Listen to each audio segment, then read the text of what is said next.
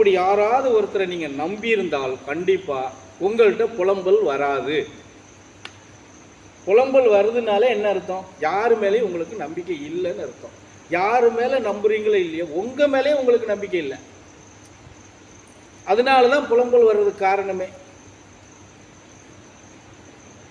சொல்லுங்க. இல்லை நீங்கள் புலம்புறீங்க, நாங்கள் முடிவு கொண்டு வந்துடுவோம் அப்படின்னா சொல்லுங்கள். நானும் கூட உங்க கூட சேர்ந்து நானும் புலம்புறேன், எனக்காவது ஒரு முடிவுக்கு வருவோம். முடிவுக்கு கொண்டு வர முடியாதுங்கிறப்போ எதுக்கு புலம்புறீங்க?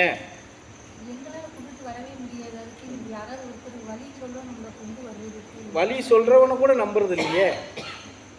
வழி வழி உங்களுக்கு இதுதான் இப்போ பாதைன்னு காட்டி கொடுத்தா கூட என் கண்ணு இப்போ நான் தான் இப்போ இந்த பிரதேசியை வச்சுக்கிறோம், ஒன்றும் இல்லாதவங்களை வச்சு சொல்ல வேண்டாம். உங்களுக்கு இதுதான் இப்போ பாதை ராஜபாளையம் போகிறதுக்கு அப்படின்னு சொன்னால் சரியா, அவ்வளோதான். ஆனால் அங்கே போகும்போது என்ன பண்ணுறீங்க? அந்த பாதையில் போகக்கூடாது, நம்ம வேறு பாதையில் போகணும்னு தானே போகிறீங்க. அதெல்லாம் மாயையெல்லாம் எப்படி ஏதோ ஒன்று மாயை நடக்குது அப்படின்னு சொல்கிறது எல்லா விஷயமும் தெரிஞ்சுக்கோங்க. மாயா நம்மளை ஆக்கிரமிப்பு பண்ணணும்னா கூட நாம் மாயாவை தேடினால் மாத்திரம்தான் மாயா நம்மகிட்ட வரும், இல்லைன்னா வரமாட்டாங்க. நீங்களே மாயாவை வான்னு கூட்டுக்கிறீங்களே, நீங்களே கூட்டுக்கிறீங்களே, அப்புறம் எப்படி நீங்கள் உங்களுக்கு நம்பிக்கை வரும்? எப்படி உங்களை நீங்கள் சீர்திருத்தம் பண்ணிக்கிறீங்க? எப்படி உங்களுடைய இதில் எப்படி சொல்கிறது, இந்த பாலா போன காந்தி பேப்பரை எப்படி நீங்கள் நிவர்த்தனை பண்ணிக்கிறீங்க? சொல்லுங்க.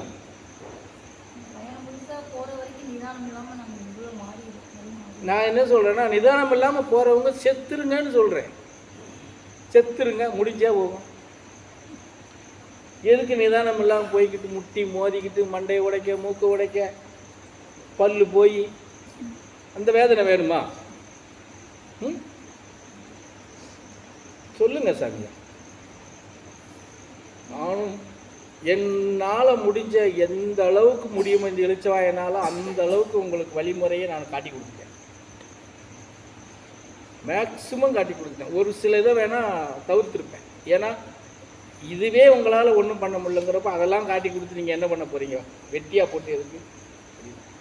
ஆனால் இன்னைக்கு 4 வருஷம் ஆனவங்களும் அப்படி தான் இருக்காங்க, 5 வருஷம் ஆனவங்களும் அப்படி தான் இருக்காங்க, 3 வருஷம் ஆனவங்களும் அப்படி தான் இருக்காங்க, 1 வருஷம் ஆனவங்களும் அப்படி தான் இருக்காங்க, சமீப காலத்தில் வந்தவங்களும் அப்படி தான் இருக்காங்க. சமீப காலத்துக்குள்ள கூட விட்டுறலாம் இல்லையா, கொஞ்சம் அவங்களுக்கு புரியுதல் இல்லைன்னு சொல்லி. இந்த 5 வருஷம் 4 வருஷம் 3 வருஷம் 2 வருஷம் 1 வருஷம் இதெல்லாம் என்னாச்சு சொல்லுங்க. உங்களுக்கு உபதேசம் அன்பாகவும் நடத்துகிறேன் இல்லையா, உங்களுக்கு புரியுது மாதிரியும் நடத்துகிறேன், சில நேரங்களில் கோபப்பட்டும் நடத்துகிறேன் இல்லையா. கெட்ட வார்த்தைகள் தான் இனி பேசலை, அதுவும் பேசியிருந்தோம்னு நினைக்கிறேன். அப்போவாது உரைக்கான்னு பார்ப்போம். அப்போ கூட உரைக்காது. என்ன நாங்கள் கேட்காததா பார்க்காததா என்ன தண்ணி உரைச்சிட போதுங்களா?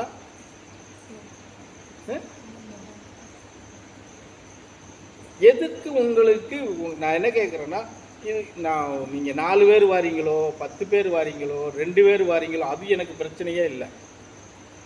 ஆயிரக்கணக்கான பேர் வந்தால் தான் நான் ஒருத்தர் சீர்திருத்தம் பண்ணணும் அப்படிங்கிறது எனக்கு கிடையாது. என்னையை நம்பி ஒருத்தர் நின்னா கூட அவனும் சீர்திருத்தம் பண்ணுவேன், அவனும் மேன்மைப்படுத்துவேன். புரிஞ்சதை நான் சொல்கிறது. அப்போது உங்களுக்காக மேன்மைப்படுத்தணும், உங்கள் வாழ்வாதாரத்தை ஒரு உயர்ந்த நிலைக்கு கொண்டுட்டு போகணும், உங்களுடைய முன்ஜென்ம கர்மாக்களும் உங்கள் பிறவி பலனில் இருக்கிற கர்மாக்களும் களை எடுத்து ஏதோ ஒரு வழியில் அவங்கள நிலைநிறுத்தலாம்னு ஆர்வத்தோடு நாங்கள் செயல்பட்டால், நீங்கள் எல்லாமே குழி தோண்டியே புதைச்சிக்கிட்டே போனால் நான் கலைச்சிக்கிட்டே வர முடியுமா அவங்க பின்னாடி? சொல்லுங்க. எவ்வளோ நாளைக்கு இப்படியே இருப்பீங்க? இங்கே புலம்புறது, நீங்கள் அங்கே புலம்புறது, அவங்க அங்கே புலம்புறது, அவங்க இப்படி அங்கே புலம்புறது, இப்படியே வா. பல முறை நடத்தியிருக்கிறேன். ஒரு விஷயத்தை சாதிக்கணும்னா முதல்ல உனக்குள்ள மாற்றம் வரணும். நீ மாறினால் மாத்திரம்தான் மாற்றம் உனக்கு முன்னாடி உருவாகும்னு சொல்கிறோம். ஏன் அதை புரிஞ்சுக்கிற மாட்டேங்கிய? ஏன் புரிஞ்சுக்கிற மாட்டேங்கிய? சும்மா கடவுள்கிட்ட போய் நீ சங்கரா சங்கரான்னு பாட்டு பாடி ஆட்டம் போட்டால் உடம்பு வலிக்கும், தொண்டை வலிக்குமே தவிர சங்கரன் தூக்கி கொண்டாந்து உங்கள் கையில் கொடுக்க மாட்டான். அதை தெரிஞ்சுக்கோங்க எல்லாரும்.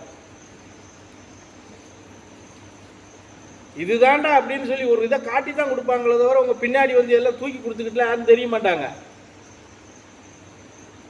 சரி, அப்படியே ஒரு இது பண்ணுனா கூட அந்த நேரத்துக்கு தானே, மற்ற நேரம் அதை மறந்துடுறீங்களே. பல விஷயங்கள் சொல்றோம், நம்ம பல இதுகள் சொல்றோம். கஷ்டம் வரும். நீங்க எல்லாரும் அப்படியே எப்படி சொல்றது, உங்க தாத்தன்ல இருந்து பாட்டன்ல இருந்து உங்க ஒப்பன்ல இருந்து நீங்க வரைக்கும் என்ன புண்ணியத்தை பண்ணி அப்படியே முன்னாடி அப்படி இந்த நெல்லு களத்துல களைஞ்சி அம்பாரம் குவிச்சிருப்பாங்களே, அப்படி குமிச்சு வச்சிருக்கீங்களா? நீ 6 அடி வளர்ந்துருக்கீங்கன்னா 12 அடி உன் பின்னாடி கர்மம் வளர்ந்துருக்கு. நீ 6 அடி வளர்ந்துருக்கீன்னா உனக்கு பின்னாடி 12 அடி அது வளர்ந்து நிற்குது. புரியுதா? கர்மாங்கிறது முன்னாடி நிற்காது, அது பின்னாடி தான் நிற்கும். ஏன்னா நீ அதை திரும்பி பார்க்கக்கூடாது, அது என்ன வேலை செய்யுதுன்னு உனக்கு தெரியக்கூடாது. புண்ணியம் மாத்திரம்தான் உன் முன்னாடி நிற்கும். புரியுதா நான் சொல்றது? அப்போ புண்ணியம் செஞ்சிருந்தா தானே நம்ம முன்னாடி நிற்கும்.